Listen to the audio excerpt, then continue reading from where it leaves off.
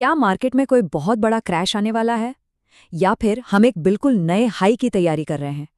नमस्कार, ट्रेड मंत्रा के इस खास मार्केट अपडेट में स्वागत है। आज का ये विश्लेषण मार्केट को देखने का नजरिया पूरी तरह से बदल देगा। देखिए, पिछले 48 घंटों में ग्लोबल और इंडियन मार्केट का डेटा इतना क्रिटिकल रहा है कि ये किसी भी ट्रेडर का पोर्टफोलियो पलट कर रख सकता है। इसीलिए आज इस डेटा का एक बहुत ही अर्जेंट और डीप एनालिसिस हम करने जा रहे हैं ताकि सही और सटीक फैसले लिए जा सके। तो चलिए फटाफट आज का एजेंडा देख लेते हैं। हम बात करेंगे ग्लोबल मार्केट की मजबूती और कमजोरी पर, फिर आएंगे इंडियन मार्केट के निफ्टी एनालिसिस पर, देखेंगे आज के टॉप विनर्स और लूजर्स, नजर डालेंगे अपकमिंग आईपीओ और लिस्टिंग पर, कुछ expert wealth creation tips discuss करेंगे और आखिर में समझेंगे मार्केट का आउटलुक और स्ट्रैटेजी। शुरुआत करते हैं हमारे पहले सेगमेंट से, ग्लोबल मार्केट की मजबूती और कमजोरी। अब यहाँ एक बड़ा दिलचस्प कॉन्ट्रास्ट देखने को मिल रहा है। एक तरफ अमेरिकी बाजार है जहाँ S&P 500 और नैस्डैक बिल्कुल नए रिकॉर्ड्स बना रहे हैं। इसका बड़ा क्रेडिट जाता है AI ड्रिवन टेक बूम और काफी मजबूत जॉब्स डेटा को। लेकिन वहीं दूसरी तरफ यूरोपियन मार्केट्स, खासकर FTSE 100 की अगर बात करें तो वहाँ लगातार गिरावट है। वजह है मिडिल ईस्ट में ऑयल सप्लाई को लेकर बढ़ता हुआ डर, और इस डर का सीधा असर आपको इस एक नंबर पे दिखेगा, 109 से $110। ये ब्रेंट क्रूड ऑयल का लेवल है। स्ट्रेट ऑफ हॉर्मुज में जो लगातार टेंशन और फायरिंग की खबरें आ रही हैं, उन्होंने क्रूड ऑयल को बहुत ज़्यादा वॉलेटाइल कर दिया है। और सच कहें तो ये पूरी ग्लोबल इकोनॉमी के लिए एक बहुत बड़ी कमजोरी का साफ संकेत है। चलिए अब अपने घरेलू बाजार की तरफ मुड़ते हैं। दूसरा सेगमेंट है इंडियन मार्केट का निफ्टी एनालिसिस। नंबर्स आपके सामने हैं। निफ्टी 50 करीब 24,176 के लेवल पर बंद हुआ और सेंसेक्स में 516 पॉइंट्स की बड़ी गिरावट देखी गई। ये गिरावट हमें क्या बता रही है? ये साफ दिखा रही है कि फॉरेन इंस्टीट्यूशनल इन्वेस्टर्स यानी अपने FIIs की जो लगातार सेलिंग हो रही है, उसने डोमेस्टिक बुल्स को अब पूरी तरह से थका दिया है। तो सबसे क्रूशियल पॉइंट ये है कि कुछ खास प्रेशर पॉइंट्स हैं जो इंडियन इंडेक्सेस को इस रेड जोन में धकेल रहे हैं। पहला, FIIs की हेवी सेलिंग। दूसरा, क्रूड ऑयल की बढ़ती कीमतें जो सेंटिमेंट बिगाड़ रही हैं। और तीसरा, बैंकिंग और सीमेंट सेक्टर्स को लेकर मार्केट का बहुत ही सतर्क नजरिया। आगे बढ़ते हैं तीसरे सेगमेंट पर, टॉप विनर्स और लूजर्स। इतनी भारी उथल पुथल के बावजूद कुछ स्टॉक्स ने शानदार परफॉर्मेंस दी हैं। टाइटन लगभग 4.8% ऊपर रहा। एशियन पेंट्स और टाटा कंज्यूमर ने भी मार्केट को एक बहुत मजबूत सपोर्ट दिया। और इसके साथ ही विप्रो और इन्फोसिस जैसे IT स्टॉक्स ने भी इस मुश्किल वक्त में अपनी चमक अच्छे से बिखेरी है। लेकिन सिक्के का दूसरा पहलू भी है। लूजर्स की लिस्ट में बड़े हैवीवेट नाम शामिल हैं।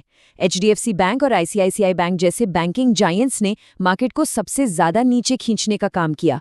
अल्ट्राटेक सीमेंट और बजाज फाइनेंस में भी गिरावट रही।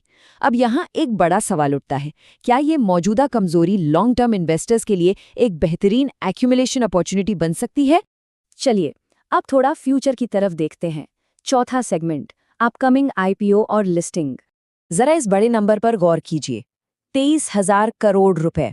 ये नेशनल स्टॉक एक्सचेंज यानी NSE के उस मेगा IPO का अनुमानित साइज है जिसका इंतजार इन्वेस्टर्स ना जाने कब से कर रहे हैं।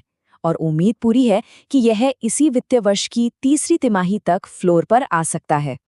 अब जो बात यहाँ सबसे ज्यादा दिलचस्प है वो है भारत के सबसे बड़े बैंक SBI का रोल।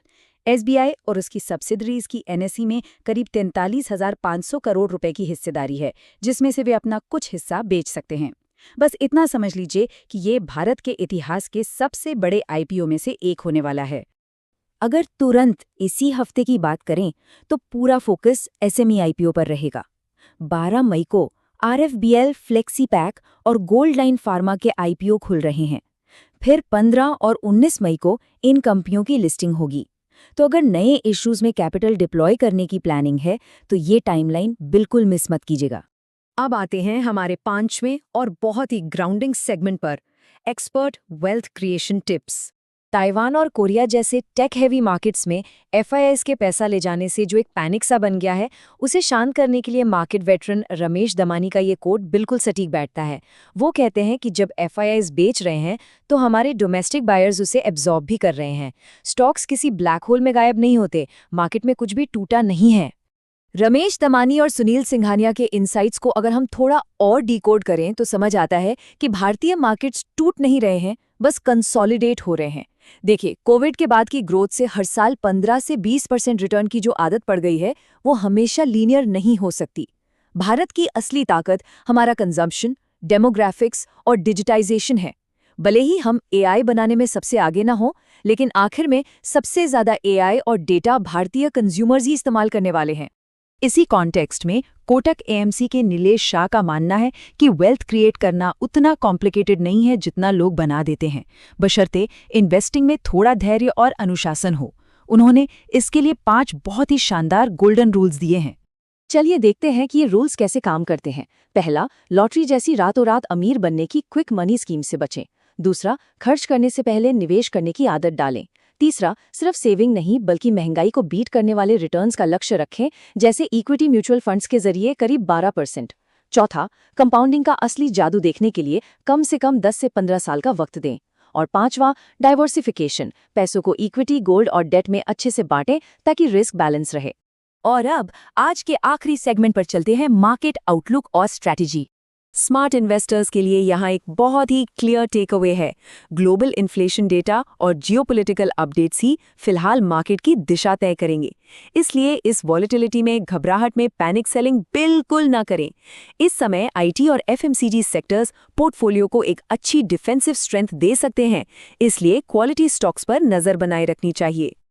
अंत में एक बहुत ही जरूरी सवाल, एक स्मार्ट इन्वेस्टर का पोर्टफोलियो इस हफ्ते की भारी उथल-पुथल के लिए खुद को कैसे अडेप्ट करेगा? अगर ट्रेड मंत्रा का ये मार्केट अपडेट, निफ्टी एनालिसिस और ग्लोबल न्यूज़ का विश्लेषण वैल्यूएबल लगा हो तो इसे लाइक करें और साथ ही ट्रेडर्स के साथ जरूर शेयर करें। ऐसे ही पावरफुल अपडेट्स के लिए ट्रेड मंत्रा को अभी सब्सक्राइब करें। मिलते हैं अगले विश्लेषण में। धन्यवाद।